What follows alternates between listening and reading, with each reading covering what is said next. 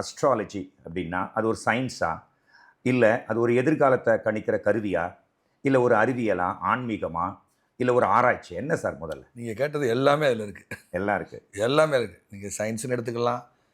இறைவனே சயின்ஸ் தானே. இறைவனே சயின்ஸ் தானே. கேட்டேன்.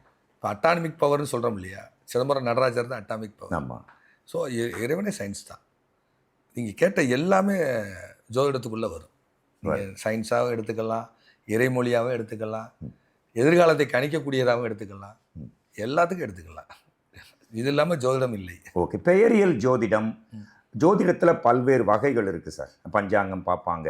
அந்த காலத்தில் நட்சத்திரம் கிரகங்களை வச்சு சரிங்க ஆதிவாசிகள் கிட்ட இருந்து ஜோதிடம் இருந்தது. வள்ளுவரே சுழலும் பூமி கிரகங்களை பற்றி சொல்லியிருக்கிறாரு.